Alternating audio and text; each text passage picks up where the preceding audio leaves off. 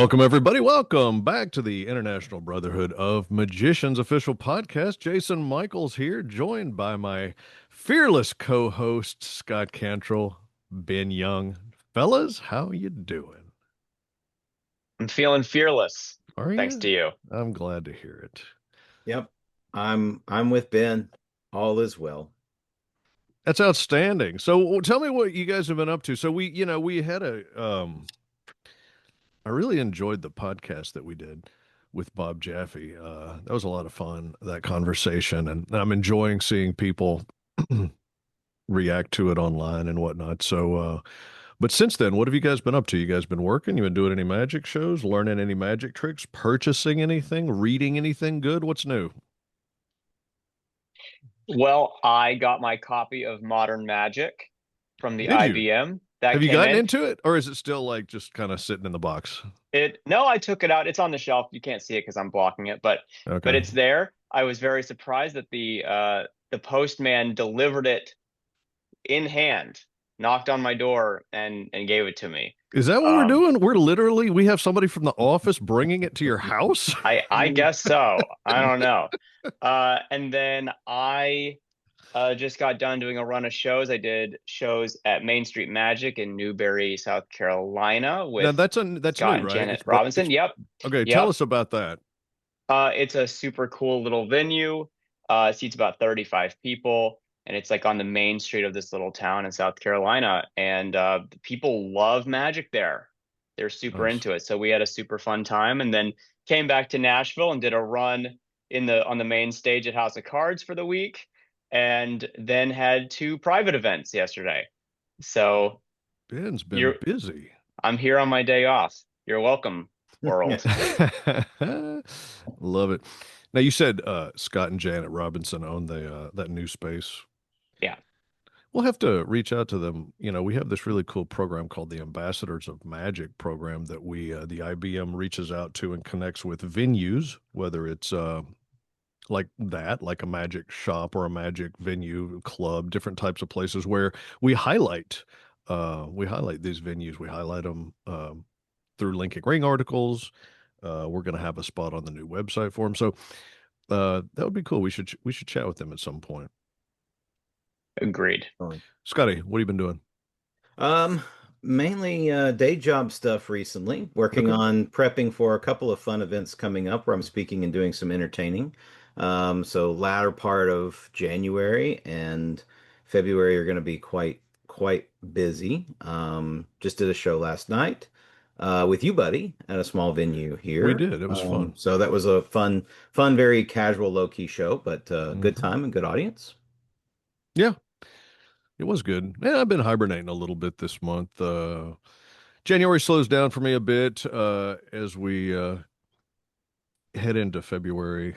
Things start to pick up a little bit. So it's always, the end of the year is always kind of nonstop because just like people doing events and stuff like that. But then I always look forward to basically that last weekend before Christmas because that's like the last time anybody's booking anything. And then Mhm. you maybe have something on New Year's, but other than that, or New Year's Eve, other than that, at least for me, it kind of slows down in January. I've done some House of Cards stuff. I've been there a couple nights and had fun doing close up magic and just having a good time. You know,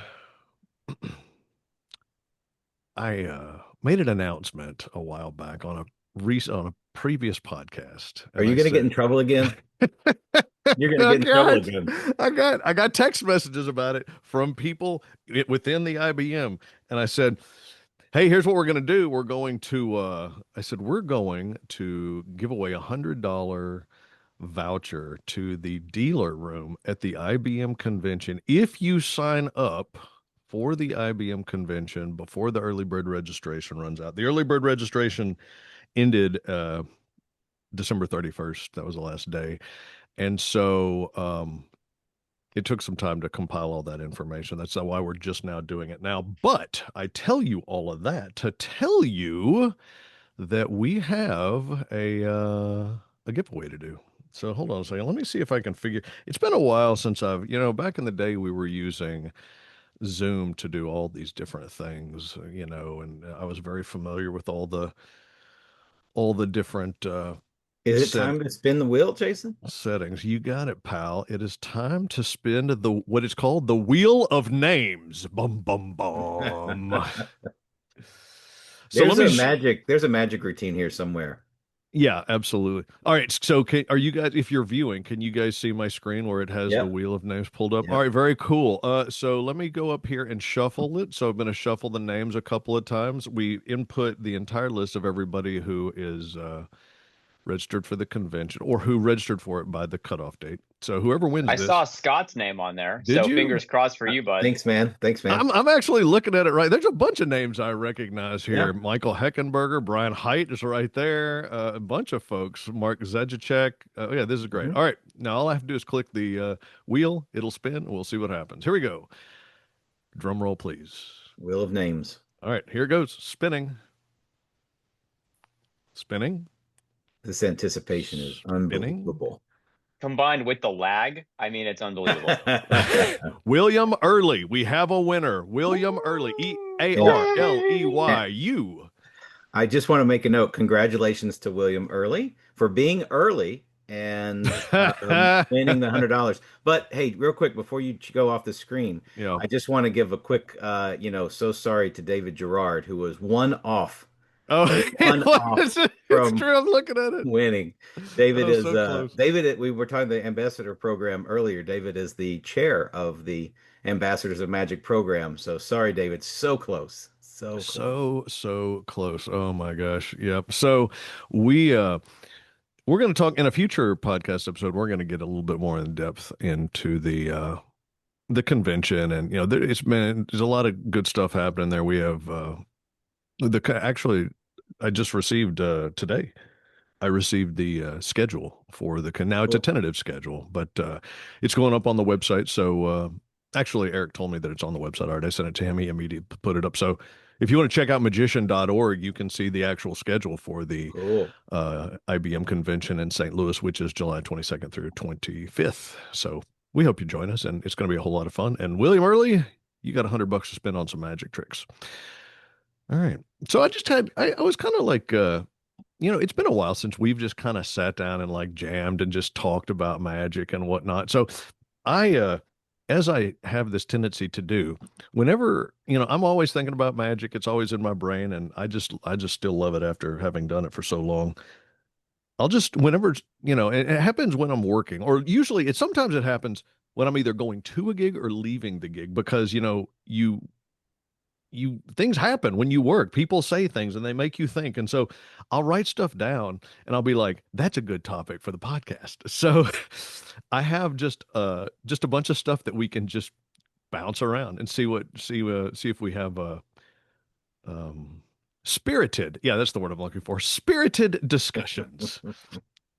You know, Welcome, everybody, to this week's Jason Magic Therapy session. I actually wrote, so the first thing I wanted to ask you guys, um, I wrote this down a while back, and because I have this tendency to be verbose, I have to kind of watch myself when I'm performing to not talk too much. I remember back in the day when we first opened House of Cards and we started bringing in people.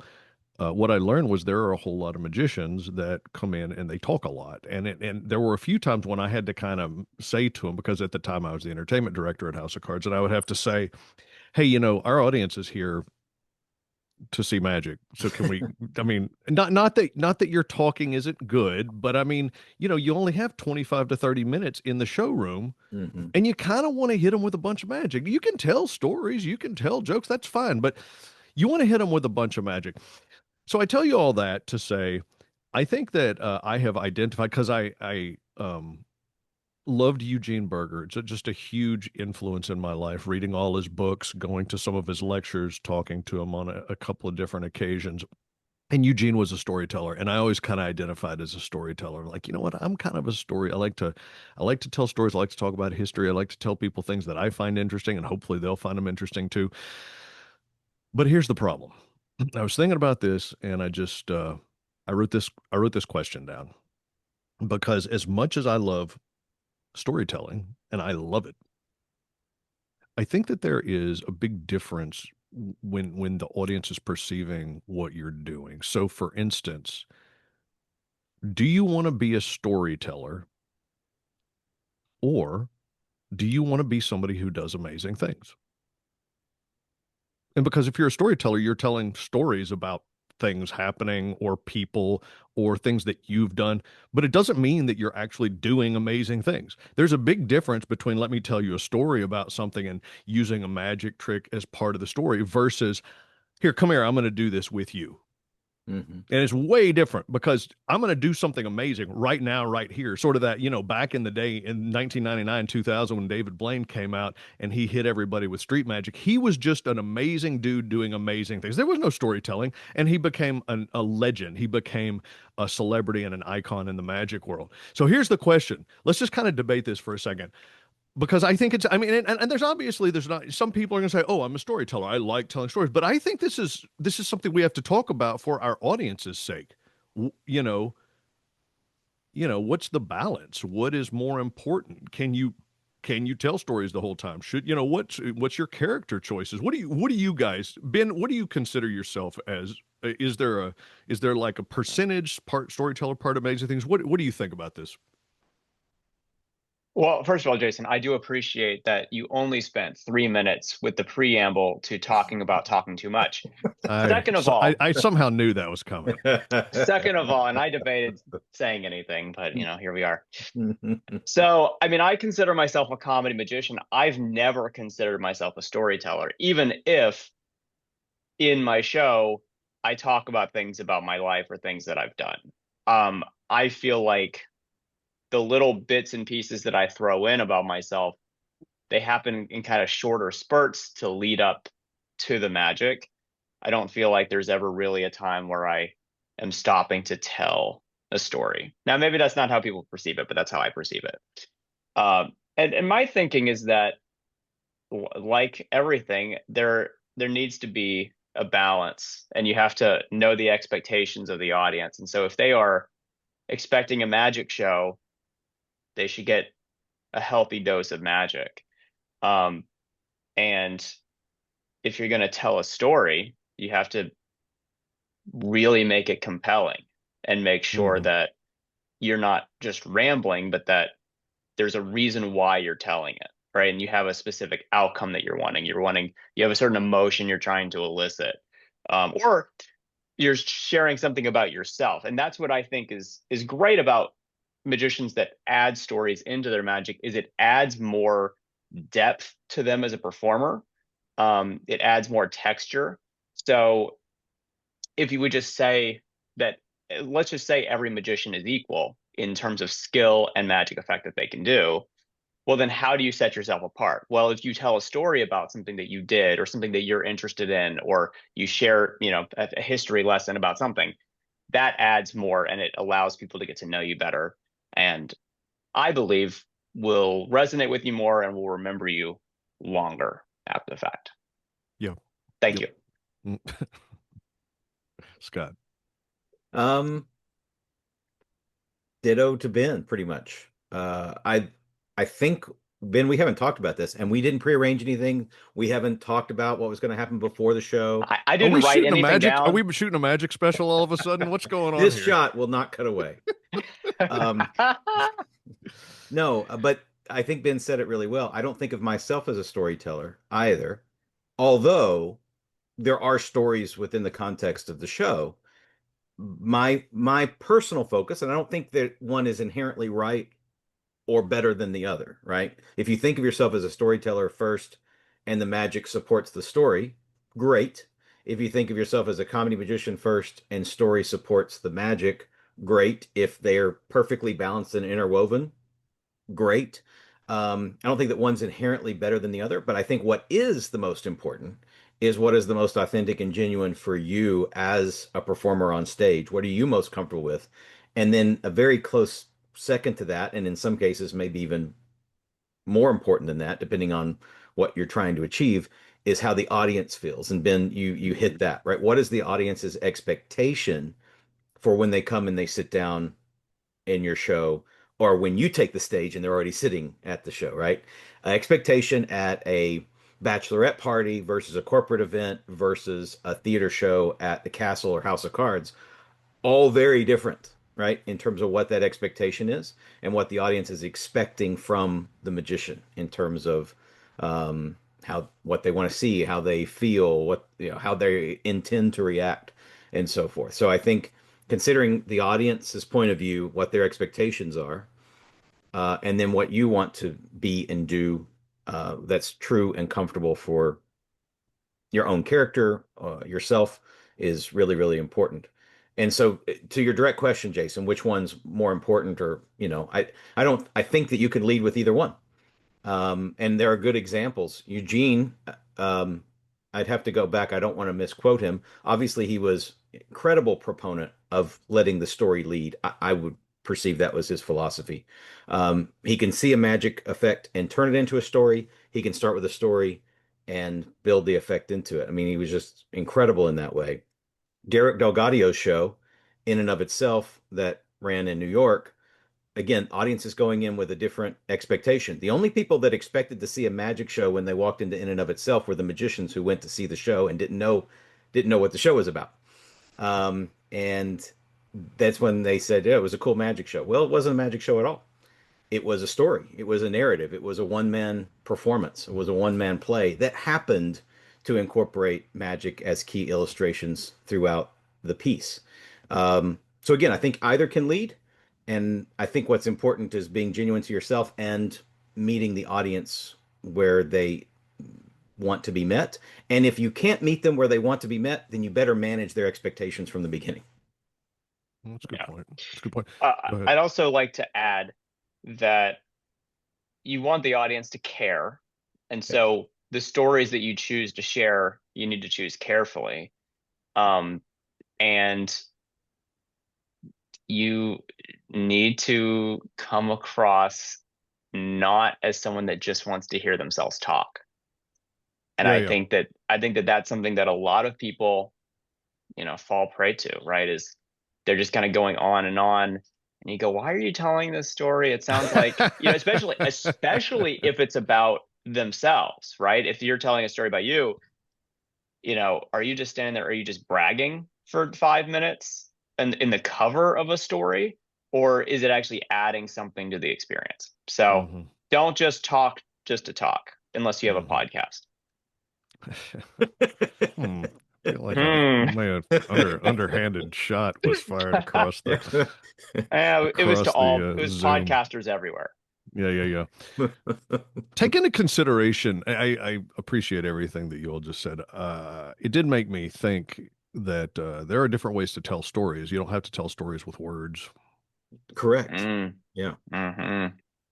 I mean, if you go watch, I don't know. I mean, you know what I think of? I think of for some strange reason, I just keep thinking of the way that Penn and Teller opened their shows one time with the cloth, where it's a he's basically telling a story sort of about, it's like a story kind of, oh God, what is it? He gets Teller and they've got the cloth and it's like it's a biblical reference. It's almost like making fun a little bit of the biblical story. And Mm. Ben, do you know what I'm talking about with the Nope. big long cloth? It's a sh Oh, it's the the sh it's the cut and restored cloth trick, which is a beautiful piece of magic. And they can perform it anywhere and everywhere. Yeah, I I don't remember forget. exactly the theme of it, but yes, the the story. I mean, Pinn's obviously talking throughout it because that's the thing, but He is, yeah. um, the story is very. It's illustrated and represented by this piece of fabric. Yeah. Right, right. So I do a piece where I do a piece with it's my version of the voodoo oven voodoo. I say it's a balloon, needle through balloon, where I do it based around this voodoo theme, and it's to a piece of music, and the story that is being told completely through just movement, Hmm. pantomime, choreography, whatever you want to call it. Um, and it's a funny piece, but I don't really, I mean, I introduce it, but then I shut up and I let a piece of music play. And so that's another way to tell a story. And I do think that if I don't know, I just think about it in terms of there are ways to tell stories that aren't Speaking. No, number one, speaking. Number Yeah. two, super long. Because Hmm. if you study comedy, what do they say? Brevity is the soul of wit. It's about, and everybody who's ever been a writer, who's ever instructed people on how to write, it's all about cut, cut, cut, cut, cut. Find the most efficient way to tell people what you want to tell them, especially if we're talking about script writing. So, just some things to think about. I think you make a good point, Jason, in that, Yep. in a way, it's not even a stretch. Every piece of magic is its own story. Mhm. And we have the ability to imbue meaning to that story in and of Hmm. itself, however we choose, whether that's through speaking or music or movement or all the above. And we can imbue meaning into whatever the narrative of the trick is, whatever the narrative of the effect is. But there is a story with the effect. The aces change to kings. The girl disappears. The lady levitates and then comes back down, right? Those are stories. They have beginnings, middles, and ends. There may not be conflict in the classic way that there was with the story, but there is a moment of tension and a moment of suspense. There's drama. And that's where I think the conflict could be within a magic effect. So every magic trick is in and of itself a story. And the other thing is that the audience is going to tell a story when they're talking about the trick. Yeah. I mean, the question is, there a story will be told if it's impressive, if they want to talk about it, if they want to tell somebody about their experience, a story is going to be told. The question is it the story you want told? And Right. that's kind of an interesting idea. How do you control that? How do you control what their perception is of what you're doing Yeah. so that when they remember it, they can they can relay that memory to other people the way that you hope that they will. Yep. One other thing on this topic. So there's one thing okay, well, it's two other things. I think about when the rubber hits the road. I think about because we all work at House of Cards at different times. I think about when you're actually in front of a real audience and there's no BS. I mean, it's no like theory. It's like these are people, and to be honest with you, some audiences at House of Cards are difficult. I mean, I've talked to a lot of people, even really like I've talked to people that are magicians that if you were listening, you would know who these magicians are. And some of our audiences are tough, and they've said, "Man, you guys have some tough audiences here." So when the rubber hits the road, how does that does that make any difference? Um, Talking about it versus actually doing it, because can't correct me if I'm wrong. Maybe I'm just the only person who does this, but I don't think I am. Can't you, as you're performing, look into your audience's eyes and tell whether or not their eyes are glazed over, whether or not they're checked out, whether or not they're just like, shut up and get on with it? 100%. Yep. So, okay, so with that said, does it change your opinion, the difference between performing in front of 100 people versus performing close up for four people? Does that change anything about storytelling versus just doing amazing things? No, it it comes back to you have to be in the moment. You have to understand where they're at. You have to read the room, and you may need to adjust course. You may need to cut lines. You may need to go through, if you can't really cut the lines because they're important for some reason, you may need to go through them a little bit faster than you originally were intended because you kind of need to get to the point, right? You just have to adapt, but you have to read the room. Mm-hmm. Mm-hmm. Yep. Scott, do you have any? You've got to meet the audience where they are, or you have to demand that they meet you where you are. Mm-hmm. That's a very good point. And Mm-hmm. good luck with the latter. There are performers who do it and do it well. You know, and some of these examples, they've turned the tide. I'm thinking of Lucy Darling. Mm-hmm. Um, and I can imagine early days of Lucy taking the stage where some of the audience was like, "What am I watching?" Not that they didn't like the character, but they were expecting one thing, and Lucy is coming on stage, and you better be ready Mm-hmm. because she's, force on stage. But it's not what the audience was expecting. And so, in a way, a character as strong as Lucy Darling or Rob Zabrecky, right? They take the stage and they're demanding one way or another, quietly, not in a overbearing way or in a way that makes someone feel like they're being alienated, but in a Yeah. charismatic way, frankly. Yeah. They're demanding the audience come to them as opposed to them going to the audience. And Yeah. again, I don't know that one is inherently, whether you're demanding the audience meet you where you want them to be or you're trying to meet them where you think they are. I'm not going to say one way is inherently superior than the other. I think it's dependent upon the performer and dependent upon the environment and the choices that are made there.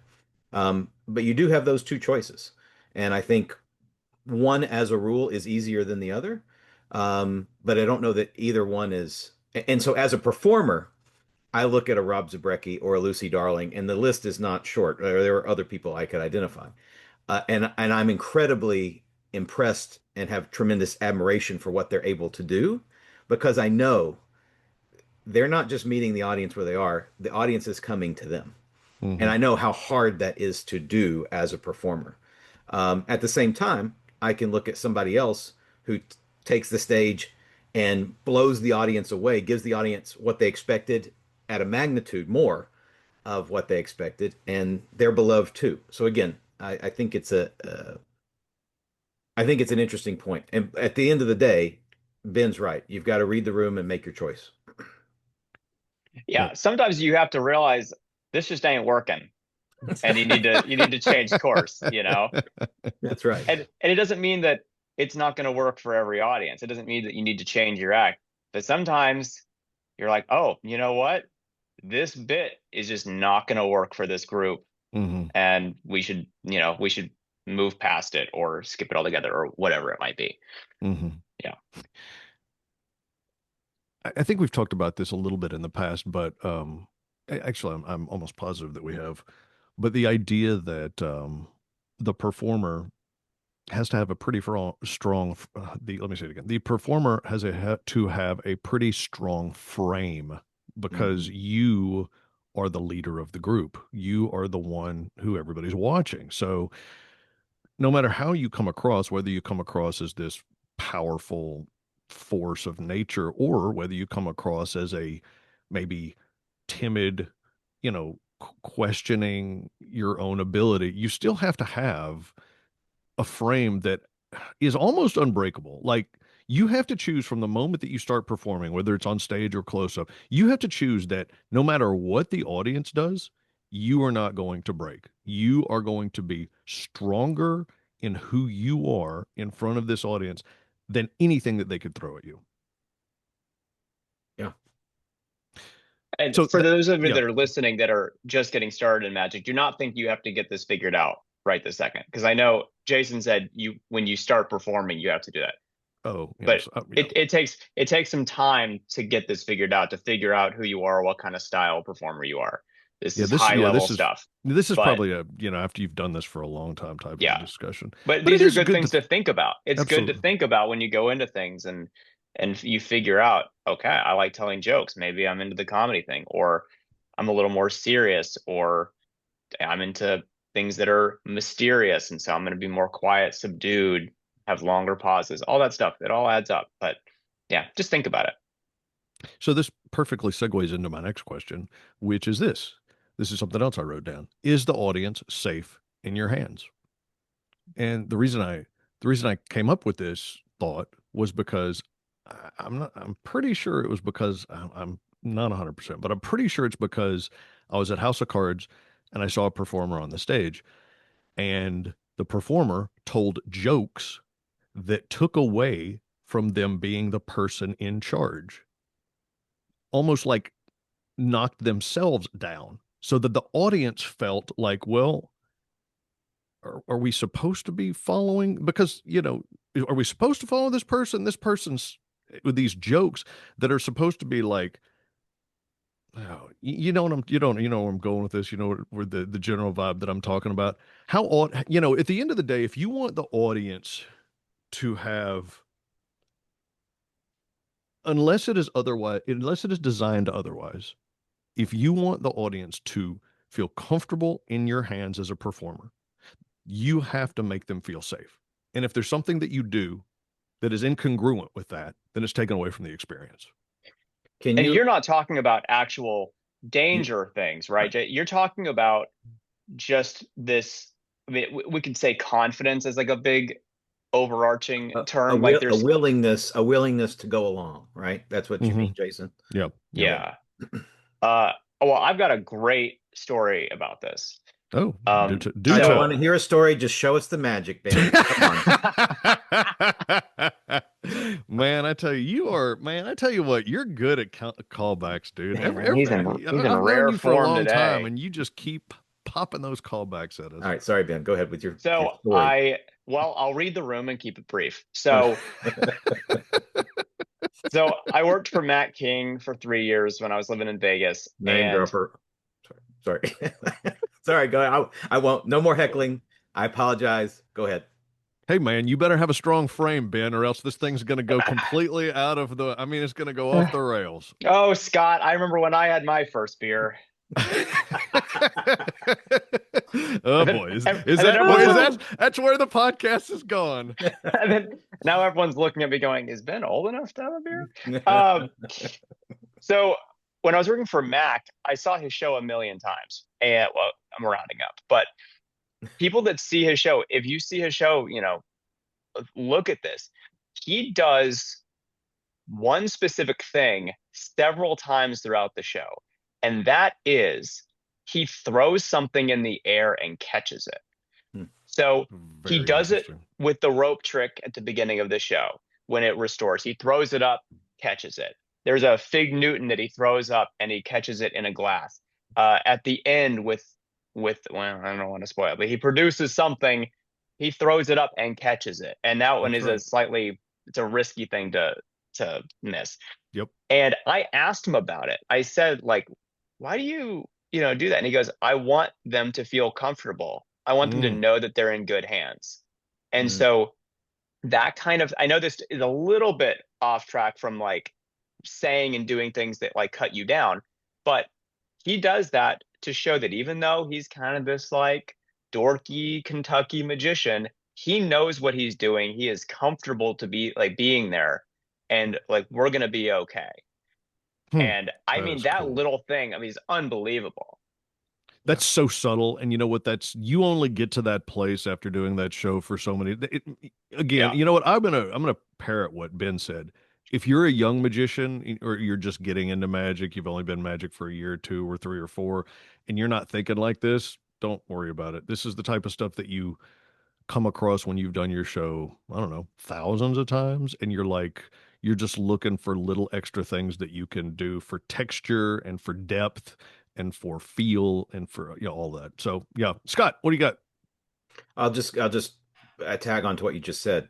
Even though as a new performer, you don't necessarily have to worry about it right now because everything comes in its time. What what I would do as a young performer is try to pay attention to those things in other performers, and try to notice that they are making those intentional choices. And just notice when you're watching another magician, how do you feel? Is there a willingness to go along or is there not? And either way, ask yourself the question, why? Why is it that I feel so good and comfortable with this magician on stage? Is it because their sleight of hand is immaculate? Maybe, but probably not. It's probably something else. It's probably something that's a lot harder to describe. So that's the note. Um, I think that's a great example, Ben, of I would have never, again, everybody's at different levels. In my head, and I'm a juggler, so go figure. I would have You not. do magic too. I do magic too. No, no, I know that, but I was just thinking about throwing things up and catching them. Oh, That is of course, it's a psychological cue that I'm going to throw this thing up. I'm going to catch it. Clearly, I've done that 1,000 times. I didn't even have to look to catch. There is Mhm. that comfort that comes along with such a, a small nuance and a small thing. But like I didn't have that perception. I've learned a lesson here, right? And I throw things up in my show Mhm. and catch them, but I'm not doing it for that reason, right? If you had asked me why do you do that, I would have had a different reason. I would have said because it's a good applause cue. or Mm, because I want to Right. misdirect from something else, right? I wouldn't have been because I want my audience to feel good or feel comfortable, mm. that you're in good hands. That's different, But it may different be level. that that's giving the audience that impression without you even realizing it. And Yeah. this is an example of, and I'm sure that it came about organically with Mac. I'm sure that one day he just at the end of the trick as an applause cue, he threw the rope up and caught it. But then Yeah. those things, as he got more comfortable, they just sort of happen, and then he kind of thinks about it and goes, "Ah, I should do this every time." Yeah. But that's an example of adding something in with the intent of making the audience feel safe. But Yeah. I think what Jason was kind of talking about is making sure to not do things that cut you down. Mhm. Right. Um, Yeah.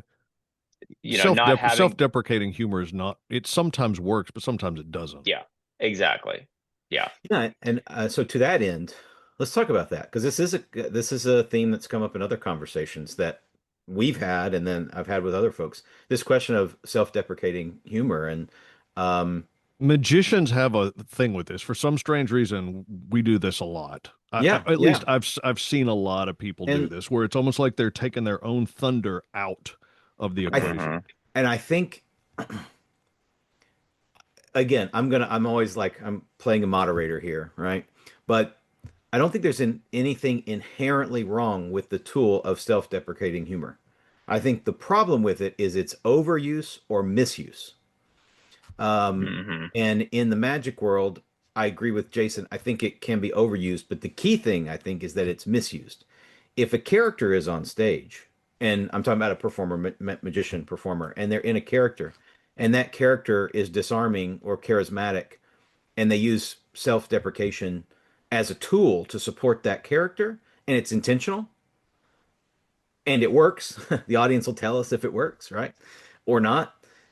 If it works and it's intentional and it's part of the character, I think, and it's not overused, I think it's fine. But when it becomes a distraction, or to Jason's point, when it undermines the authenticity, the capability, the skill, etc., of the performer, of the character, when it becomes undermining, then it's harmful. It's harmful to the performance. And I'm not going to say that it's easy to figure out where that line is if you are doing self-deprecating humor or not. If you're wondering where the line is and you can't figure it out, then then maybe just take it out for now. Take Hmm. it completely out, and then if you want to try, add in a little bit at a time until you get to a happy balance based on who you are on stage. Um, but yeah, it's probably it's like using a comma in a sentence. When in doubt, leave it out. So self-deprecating humor, when in doubt, maybe leave it out for now and inject a little bit at a time. If it's intentional, it supports your character, and it doesn't undermine the connection you have with the audience. I think that a lot of these lines are revealing actual insecurities That's a that very we good have. point. Yeah. And so, and it's okay to be insecure. We're all human. But are the lines you're saying showing that you're actually ashamed of these things about you, or are you owning it? Yeah. Here's Oh, an it's I'm so gonna good. I'm gonna say something about myself. Hopefully this tracks. You guys have seen me. Hopefully you agree. I don't look very old. And the first thing I do when I walk out on stage is I tell a few jokes about how old I am, how I look young, how I just had my annual shave.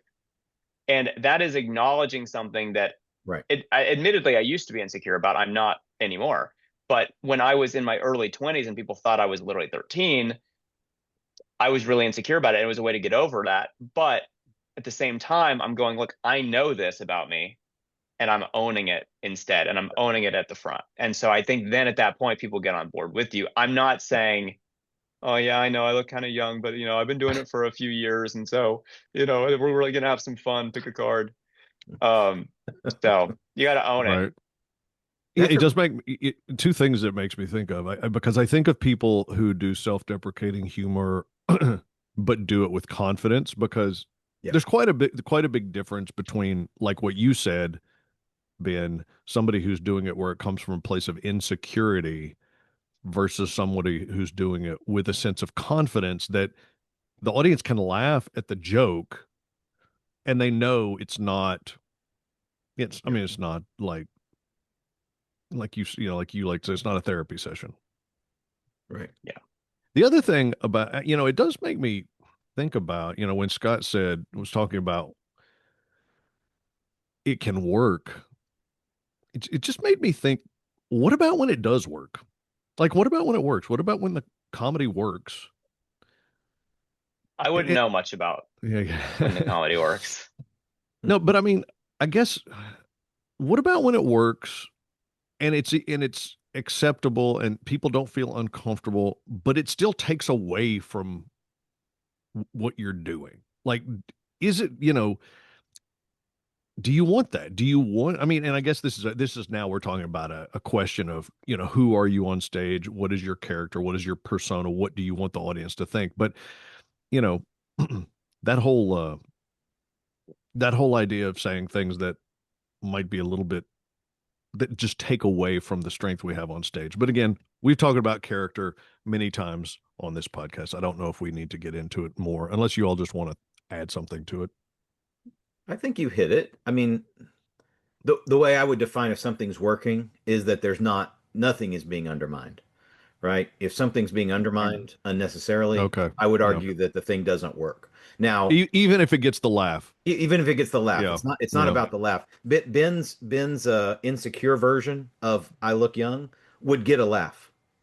It would get a laugh. It would get a nervous laugh and an awkward laugh, but it would get a laugh. I know I look young, blah, right? But the way he does it also gets a laugh without any of the awkwardness and nervousness. So Yeah. in that sense, the first way I would argue doesn't work, and the second way Mhm. 100% does work. So, but I think again, I think it's a question that you have to intentionally ask. Yeah. And the way you guys have articulated it well is really good. Self-deprecating humor. What makes it work versus what makes it not work? What's the source of it? Is the Hmm. source of it shame and insecurity and guilt, or is the source of it confidence and acknowledgement and where is it coming from? Hmm. Hmm. And I think this is really difficult stuff to figure out. As when we're talking about analyzing what kind of laugh you're getting from the audience, right? If both lines are getting laughs. It's a good point. So I think this is one of those things where it's good to have a close network of people that you Yeah. trust that can give you honest feedback and you can listen to and go, maybe you're right. Maybe I do need to change this up. Maybe I do need to omit this one line for a bit and see how it feels. This is where, Um, just to go back to the IBM, right? But this is where local ring meetings so mhm. valuable, Good right? The point. rings are chapters of IBM, if you're not familiar, and we have hundreds of them around the world. And you could go to magician.org to find the ring that's closest to you. But it's an opportunity it's a safe place, to use the word again. It's a safe place to perform and try out new stuff. And you'll have people at different skill levels in the room. And some people can help you on the sleight of hand stuff, and other people can help you on, you know, the self-deprecating humor side of things and all of that. But in an ideal world, and not every magician lives close enough to go to one. So think about starting a ring, and we can help you here at the IBM. But It's a great commercial. I know. Way to bring it home, Scott. but Keep going. but the point is, find a group of people. Like Ben said, find a group of people where you can perform, and because these are higher level things, and the only way you can talk about them, right? We can theorize and speculate, but the only way to really find out is to dig in the dirt, put it in front of an audience, and see what happens. All right, hold Um, on. I want to take this conversation and just tweak it a little bit, but yeah, we don't have a lot of time, so go like for it. I want to give it the time that it deserves because um we're talking about humor really at this point. We kind of changed the conversation to talk about humor. I want to talk about when is a magician a hack? Okay, hack magic. When is a magician a hack? Banana bandana? Sorry, hack Now we're trick. getting into the Facebook clip section of the podcast. This is the part where people are going to get angry at me, but it's fine. When are you a hack? When, you know what? I know a lot of people who do a lot of great tricks. But also but the problem, I mean, a hack traditionally from the comedy world, we could look at that definition because Yeah. there are the words that we use in magic, but then there's the idea of being a hack where it comes to doing a trick that basically anybody could do and takes almost no skill. So this probably is for this probably discussion is for a longer conversation. Let's just talk about, okay, we'll talk about being a hack in magic in the future. Let's talk about using hack lines. Okay, for instance, the card disappeared out of my hand and it landed in your pocket. Are you serious? I am. Check your pocket. But it didn't stop there. You are the biggest line user of all time. That line is horrible. I mean, look, I know people who use that line and it gets a great laugh, and that's why it's a hack line, because it doesn't require any talent or thinking or writing to use. And I see nobody wants to jump in on this because you're like, I don't want to get blasted. But it's true. Look, it's true. There are so many hack lines out there. It's off the charts. And I'm not saying, look, I'll just be the first one to say, I've used them. Okay. I'm just going to say it out loud. Nobody's going to be like, well, you're a jerk. No. I've used the hack lines. That's why I can identify them. I've been there. I understand it. So I know what it's like. I know how hard it is to have a great line that you know is going to get a great response, and it is going to, your audience is going to, you're going to get a great laugh, and it's a beautiful moment, and it charges you up, and it makes you excited, and then boom, and it helps create, it helps the show flow, it helps get a good review, it does all these great things, but it's not your line, you didn't write it, you added nothing to it, and you're using it, and it's total hack. So Jason just spent 30 seconds giving the most compelling reason to use hack lines I've ever heard in my life, and then get the laugh. You get the review. laugh. Everyone's gonna love you. Your show is gonna be great, you know what? But don't do it. So this might just be my thing. This might not even be a thing. No, it's definitely a thing. It's a thing, and it's complicated. It's complicated. Well, we have 10 minutes to get into it. Yeah, okay. If it takes longer, we will continue this conversation. Then you want to give your theory, and then I'll give mine, but dive into it. All right. Here's what I've used hack lines too, and I have a raccoon in my show, and I do all the bits, and for me, that feels like my vanishing bandana. It's a stuffed animal. You don't have an actual raccoon in your show. This is not a show from the backwoods. Just thought of something that would take your show up a notch, though, Ben. A real raccoon. Keep going. Actually, one of the shows I had yesterday had a woodland theme, and so they were really into it. They actually thought I brought a real one. Ben's on the woodland magic circuit. Right?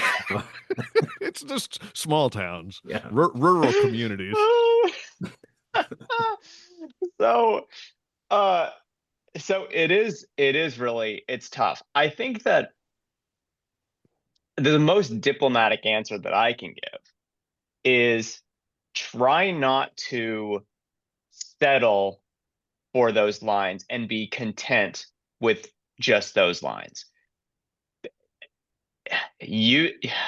Oh God, I love how hard this is to figure out how to make an argument around. Most of my show doesn't have. I'm thinking about this raccoon specifically because I feel attacked, but by the raccoon specifically.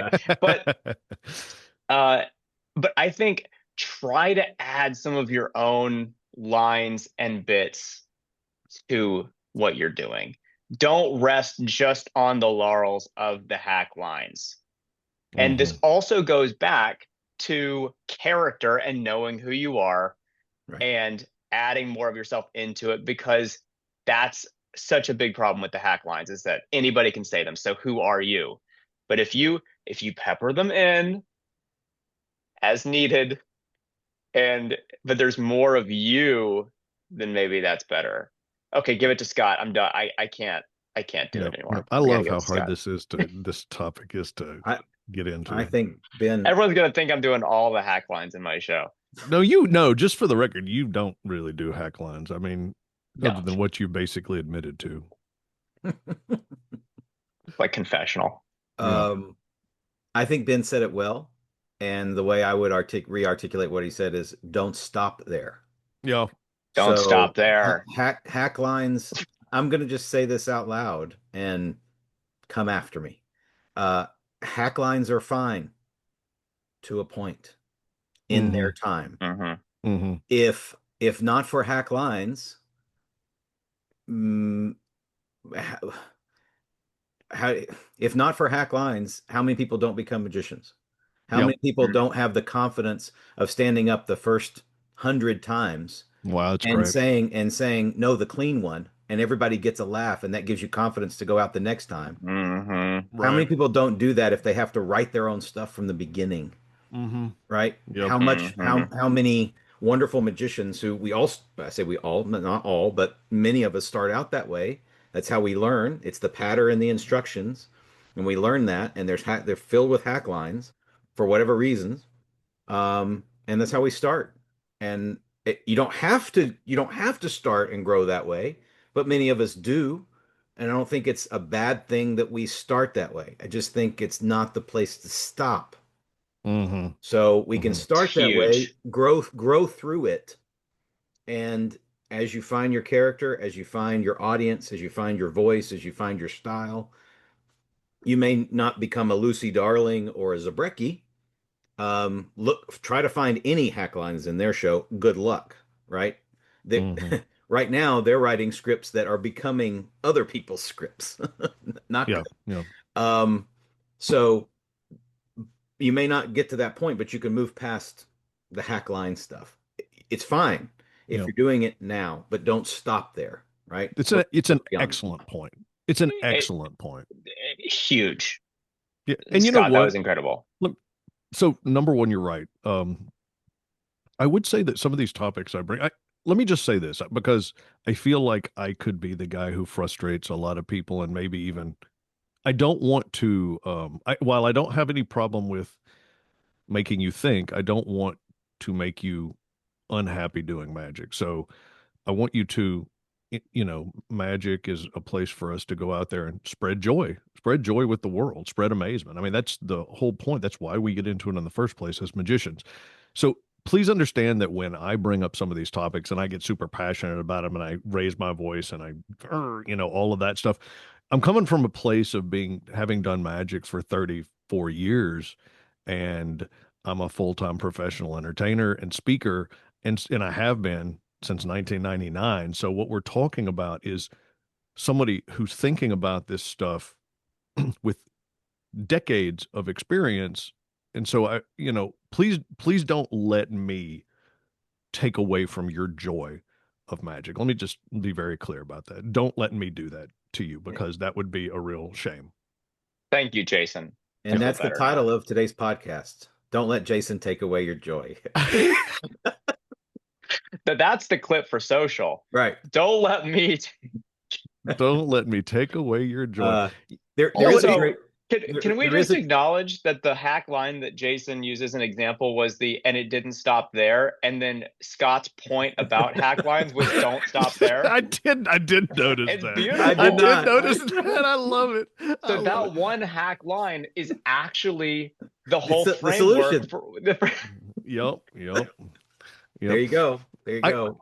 Let me Um, just also say that like I've gotten advice from, like Steve Bargatze, and he said what you guys said. He said if you're going to take a line like that, figure out how to make it your line. And he yes. has given me examples, and I'm not going to tell you what his examples are, but he's given me examples out of his show where he took something and then he either completely twisted it or he added to it so that there was more than just the one thing. Yeah. It wasn't the one overused line and then that was it. So anyway, I just wanted to point that out. Real, Last real, thoughts. real quick there, while we're on this topic. So some people out there may be thinking, I use hack lines. I rather not.